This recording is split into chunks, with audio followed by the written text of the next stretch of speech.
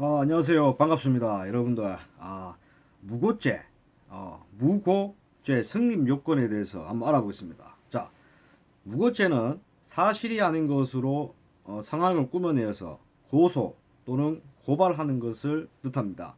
자, 단순하게 본인에 대한 허위 사실을 유포하였다고 성립되는 것이 아닙니다.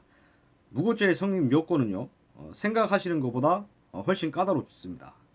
목적성이 확실해야 하며 허위 사실로 소송을 진행한 경우에 해당이 되고요. 자, 무고죄에 성립되는 경우에는 무고죄에 성립이 되는 경우에는 10년 이하의 징역 또는 1,500만 원 이하의 벌금형에 취해지게 됩니다. 자, 무고죄는 대부분 상대방이 고소를 하였을 때 맞고소의 수단으로 많이 이용이 되는데요. 자, 아무런 근거도 없이 고소를 하였을 경우 무고죄로 맞대응할 수 있게 되어 강력한 대응 방법이 될 수가 있지만서도 그 요건이 복잡하고 까다롭기 때문에 변호사와 같은 법률 전문가의 도움을 반드시 받아야 하는 영역이기도 하겠습니다. 자, 그러면 무고죄의 성립 요건, 무고죄의 성립 요건에 대해서 알아보겠습니다. 자, 당시 가해자의 처분을 목적으로 소송을 진행해야 하며 소송을 진행한 사안이 허위 및 거짓이어야 합니다. 자, 만약에 신고 내용 중 일부만 거짓이라고 한다면 사안을 잘 살펴보셔야 되겠고요. 일부만 거짓이라면 해당 사실이 타인의 처분이 결정되는 데에 얼마나 영향을 주었는지에 따라서 성립이 됩니다. 그래서 일부 거짓 사실이 사건의 결정적인 역할을 했을 경우 무고죄가 성립이 됩니다. 그러니까 일부 거짓 사실이 사건의 결정적인 역할을 했을 경우에 무고죄로 성립이 되고요. 자, 무고죄와 위증죄를 혼동하시는 분들이 계시는데 무고죄와 위증죄는 다르게 됩니다. 자, 무고죄는 소송을 진행할 때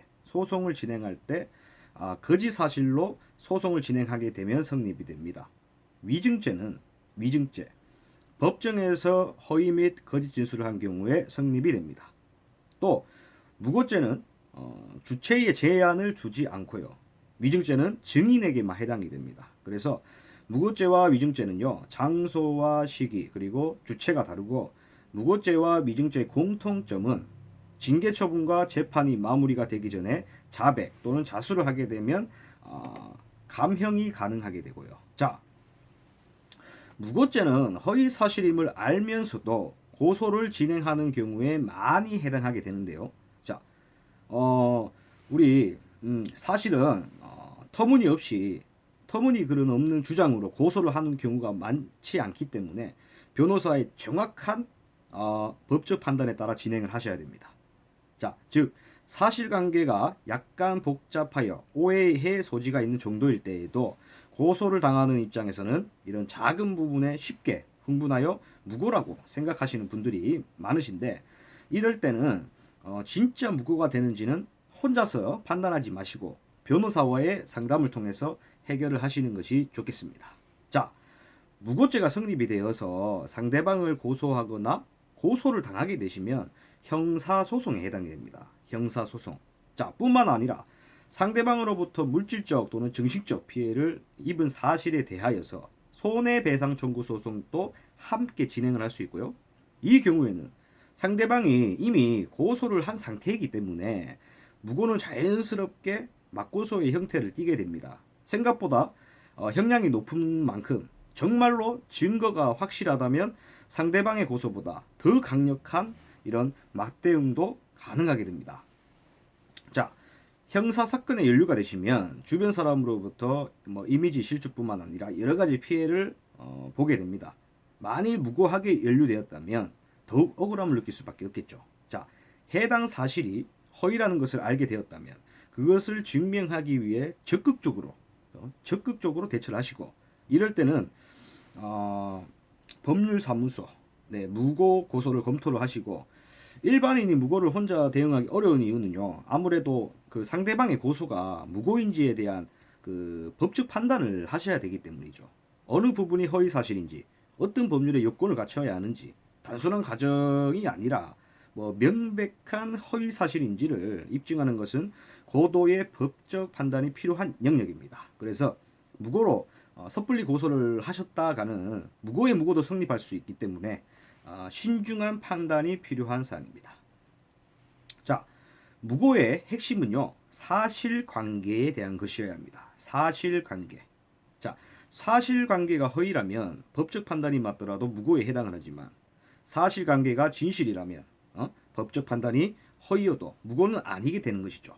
어느 법적 부분은 법적 판단 부분은 법원의 고유 권한이기 때문에, 즉 사실관계만 정확한 고소라면 법적 판단은 검찰이나 법원이 알아서 밝혀내야 하기 때문에 사실관계 부분만 무고의 영역에 해당을 하게 됩니다. 자, 위에서 제가 말씀드린 바대로 이 무고는요, 대단한 형량이 센 편입니다. 그래서 심지어는 절도보다 형량이 없습니다. 무고가. 이에 따라서 고소를 진행하시는 경우에는요, 혹시 무고에 해당하지는 않는지에 대한 검토가 반드시 필요합니다.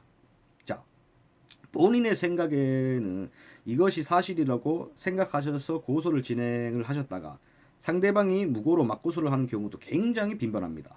특히 상대방이 증거를 가지고 있을 경우에 타격은 상상을 초월합니다.